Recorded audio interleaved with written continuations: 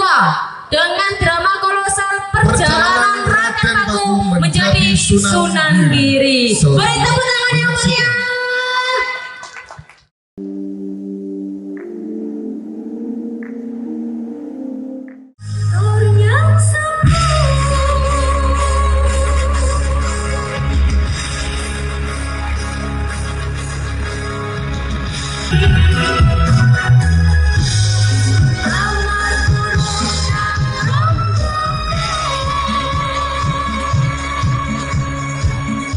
Alkisah Raden Paku telah dirawat oleh Nyai Ageng Pinati.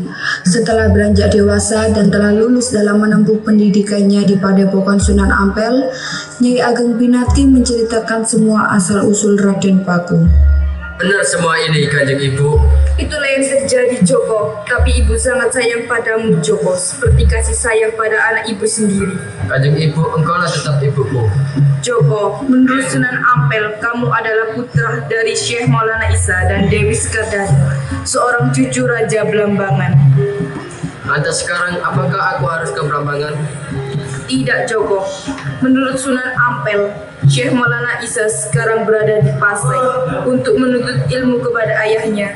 Susul dia ke sana, Joko. Namun, sebelum kamu menyusulnya, namamu bukan berubah sesuai dengan nama pemberian romomu, yaitu Raden Paku. Siap, Kanjeng Ibu. Nanda akan menyusul ayah Nanda ke Pasai. Nyuwun restu panjenengan, Kanjeng Ibu. Iya, Joko. Hati-hati di jalan. Dan semoga Allah selalu melindungi dalam perjalananmu.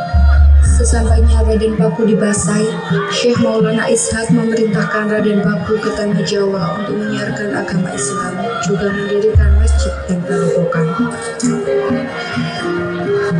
Nanda, Romo kira ilmu Nanda sudah cukup untuk mensiarkan perjuangan dalam mensiarkan agama Islam. Kembalilah ke tanah Jawa, Nanda. Siarkan agama Islam di sana. Insya Allah Nanda akan mematuhi perintah Romo. Tapi mulai dari manakah Nanda harus memulainya di tanah Jawa, Romo? Ini Nanda, carilah tanah yang sama seperti ini di Pulau Jawa. Apabila Nanda sudah menemukannya, dirikan padepokan masjid untuk tempat siar agama Islam. Insya Allah Romo, Nanda akan kembali ke tanah Jawa dan menjalankan perintah Romo. Dengan ditemani 4 muridnya, Raden Paku melangkahkan kakinya ke tanah Jawa dan mengerjakan tugas yang diberikan oleh Syekh Maulana Ishak. Sesampainya di tanah Jawa, Raden Paku menelusuri sebuah pelosok desa dan kecamatan di Pulau Jawa. Di daerah itu, warga menganut kepercayaan Kabitayan, yaitu menyembah perwujudan Sang Kaya dengan pohon besar yang disebut Kiberjo. Sampai suatu saat, 3 murid Raden Paku melihat ada anak kecil yang memakan persembahan dan dimarahi seorang wanita yang bernama Sukiyawati.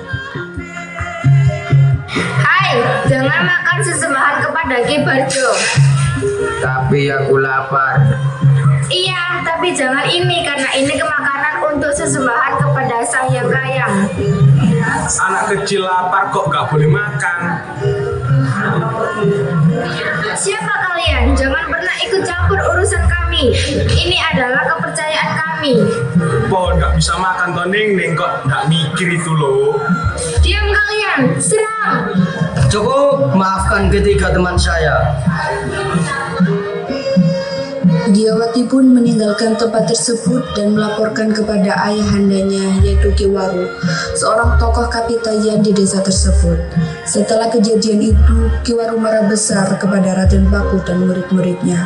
Dan keesokan harinya, Raden Paku menuju rumah Ki Waru dan di tengah jalan, tepatnya di pohon besar tersebut, Raden Paku mencium aroma yang sama seperti tanah yang diamanahkan oleh Syekh Maulana Ishak. Sebentar, ada apa Raden? Aku mencium aroma yang sama dengan tanah yang diamanahkan oleh Romoku. Alhamdulillah, ya benar ini tanahnya. Alhamdulillah.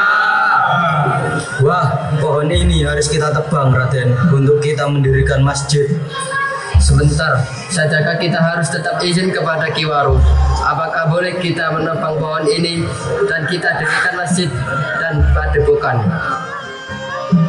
Karena Raden Paku sudah berhasil menemukan tanah yang dicari-cari selama ini di Pulau Jawa, maka Raden Paku menuju ke rumah Ki Waru untuk meminta izin. Kalau sampai para pendatang itu menebang pohon berwujudan sah yang kaya, maka kita harus membunuh mereka. Assalamualaikum. Oh, ini kah para pendatang yang sosokan itu? Mau apa kalian di sini? Ini Ki Waro, saya di sini mau bicara baik-baik dengan jenengan. Apa? Kalian ingin memotong pohon itu? Sebentar Ki, saya ini adalah para kelana saya ini ditugaskan Romo. Saya Maulana Iksak untuk mencari tanah ini di Pulau Jawa. Dan tadi saya memastikan tanah ini sangat pas dengan tanah yang ada di sekitar pohon besar itu.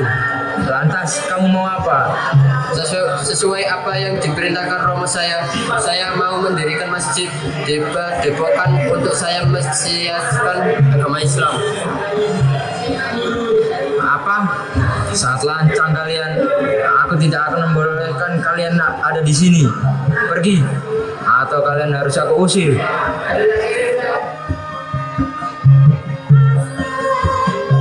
Sementara itu, ternyata Sajoko, murid senior Raden Paku, diam-diam telah menyukai anak dari Ki Waro, yaitu Sugiawati. Tetapi saat mereka bertemu di tempat sesembahan, ada seseorang yang mengetahui hal tersebut dan melaporkannya kepada Ki Waro. Ki Waro pun datang dan berniat membunuh Sajaka, tetapi Raden Paku datang dan pertengkaran pun terjadi. Dengan tenaga dalamnya, Raden Paku berhasil mengarahkan Ki Waro, dan dengan tenaga dalamnya juga, Raden Paku mengobati Ki Waro sampai sembuh. Kenapa kamu selalu menaruh makanan itu di situ? Ada apa kamu ke sini? Kamu ingin menebang pohon ini? Tidak. Oh iya, perkenalkan, namaku Sajaka. Aku Sugiwati. Sugiwati, aku ingin bicara denganmu. Sugiwati, apakah kamu percaya kalau pohon itu bisa memakan sesajennya? Itu kan kepercayaan kita. Kaum Kapitayan mempercayainya bahwa perwujudan sah yang kayang adalah pohon besar itu, dan kami selalu membawanya sesajen untuk sembahyang kita. Apakah kalian marah jika aku dan guruku menebang pohon itu? Jangan, tolong saja Kak, jangan tebang pohon itu. Aku hanya ingin menuruti perintah Raden Paku. Ini milikmu kan? Hah? Inikah hiasan rambut sajakah? Rambutku sajakah? Di mana kamu dapatkan ini?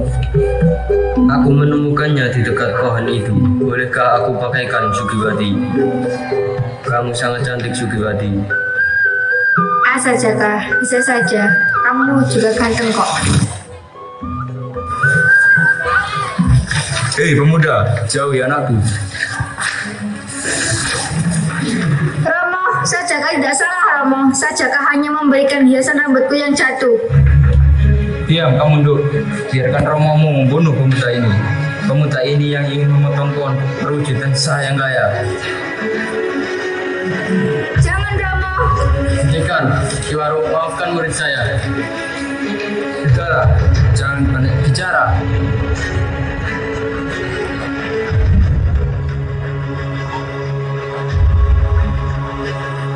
Romo, bangun Romo. Raden, tolong jangan bunuh Romo hamba. Sajaka, Suryo, Sudron, Bacul, bawa Ki Waro ke rumah kita. Kita obati di sana. Siap, Raden. Ki Waro meminta maaf kepada Raden Paku dan mengizinkan Raden Paku membangun padepokan dan menciarkan agama Islam di tanah itu. Raden, maafkan hamba Raden. Ki Waro, bangunlah. Jangan seperti ini. Sudah sepantasnya semua saudara kita harus saling memaafkan. Saya kesini di samping saya meminta maaf, juga ingin membicarakan masalah pohon itu dan tanah di sekeliling pohon itu. Setelah saya pikirkan, silakan Raden membangun padepokan tempat Raden, siarkan agama Raden. Tapi apakah pohon itu ditebang? Raden tahu sendiri kalau umat Kapitan sangatlah menghormati pohon tersebut. Alhamdulillah, terima kasih Ki Waro. Dan tenang saja, Ki saya tidak akan menebang pohon itu. Pohon itu akan saya biarkan dan akan menjadi halaman padepokan agar sejuk. Karena Allah berfirman, lakum dinukum waliyadim.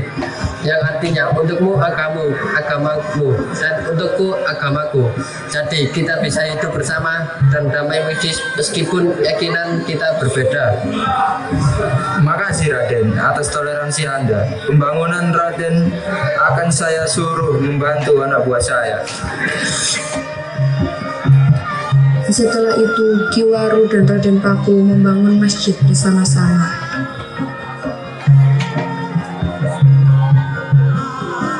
Hai, mau apa kalian kesini? Apakah sesama saudara tidak boleh membantu?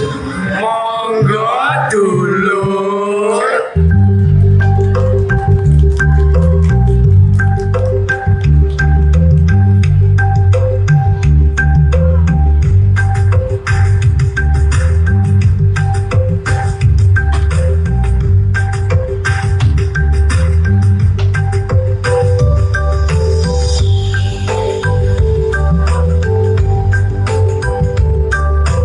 Sejak saat itu, padepokan itu diberi nama Padepokan Giri oleh Raden Paku.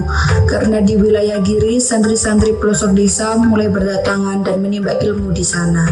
Dan sejak saat itu juga, Raden Paku dijuluki dengan sebutan Sunan Giri.